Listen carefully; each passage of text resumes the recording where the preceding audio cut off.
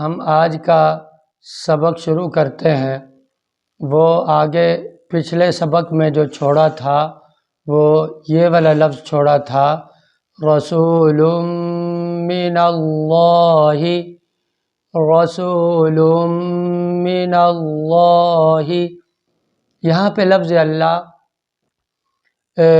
کتنی حالتوں میں پر ہوتا ہے اور کتنی حالتوں میں اس کو باریک کر کے پڑھا جاتا ہے۔ اور اس کے بعد ہم آج کا جو پڑھ رہے ہیں وہ ہے صحفا مطہرۃ، صحفا،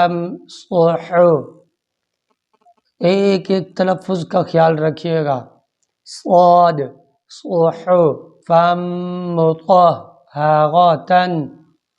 اس کے بعد ہے صفا لا یتکلمون، صفا لا یتکلمون، قلوب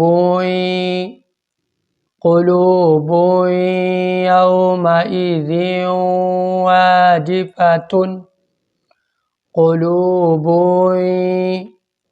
خاص طور پر بچے کو یہاں پہ مشق کروائیے جا۔ بچے پڑھتے ہیں یہاں غلطی کیا کرتے ہیں، قلوبوئی، بوئی، بوئی، یہ ٹھیک ہے، قلوبوئی بچہ پڑھے گا نا، بوئی، تو یہ غلط ہو جائے گا۔ ناک میں آواز جب جائے گی تب یہ ٹھیک پڑھا جائے گا، قلوبوئی، بوئی یومئذ، ذیوں، بچہ کیا غلطی کرتا ہے، یومئذ، ذیو نو، ناک میں آواز لے کے جانی، قلوب یومئذ واجفۃ۔ اس کے بعد ہے ابصارها، اب حروف قلقلہ کے کتنے حروف، 5، قاف، طا، با، جیم، دال۔ ان 5 حروف کے اوپر جب جزم آئے گی تو ان کو حرکت دے کر پڑھنی ہے، جنبش دے کر۔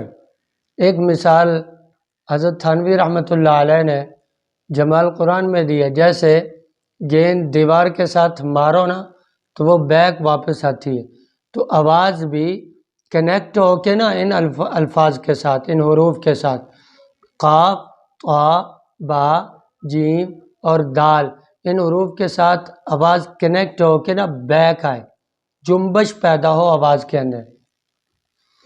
اب ابصارها سراجا، جاؤ بنا کیا ہے بچہ، جاؤ ہاجا۔ یہاں پہ بچے یہ غلطی کر جاتے ہیں، واو کو ہا سے کنیکٹ کرتے ہوئے، ملاتے ہوئے، واو کو ہا سے جب ملاتے ہیں تو اس میں غلطی کرتے ہیں، پڑھتے کیا غلط کیسے پڑھتے ہیں، ابصارها سراجا، ایک تو جاؤ پڑھ جاتے ہیں، دوسرا وہاجا، اب واو کو ہا سے ملایا نہیں گیا، اس لیے یہ غلط ہو گیا۔ تو صحیح کیسے پڑھیں گے سنیے گا غور سے، خود اس کی پریکٹس کریں اور آگے بچے کو کروائیں۔ ابصارها سراجا وہاجا، واو کو ہا سے کنیکٹ کیا، ملایا، اور پھر 1 سیکنڈ کا سٹاپ شد کی علامت ہے، شد کی ادائیگی کی علامت ہے۔ ابصارها سراجا وہاجا۔ اس کے بعد ہے وَأَنزَلْنَا، زا پڑھنی ہے، اس کو سٹی کے ساتھ ادا کرنا ہے، وَأَنزَلْنَا،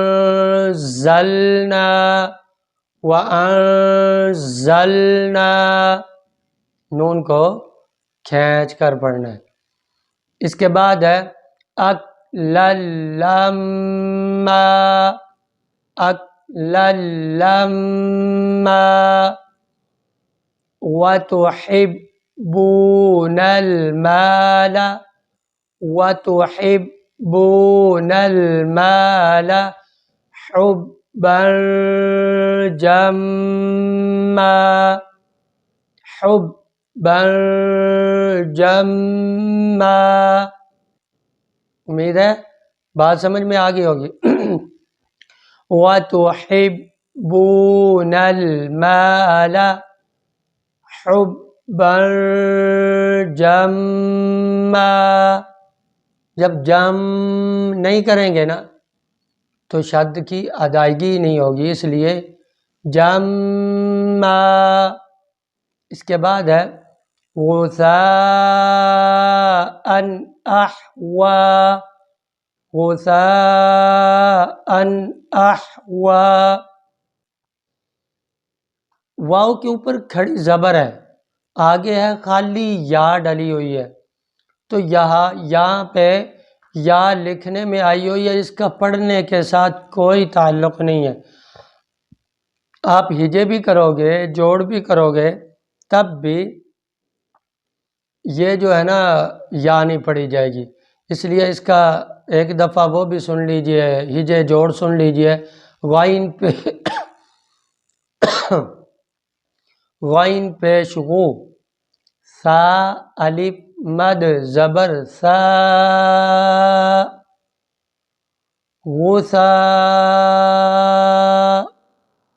حمزہ دو زبر ان، غساء، حمزہ حا زبر اح، غساء اح، واو کھڑی زبر وا، غساء احوا۔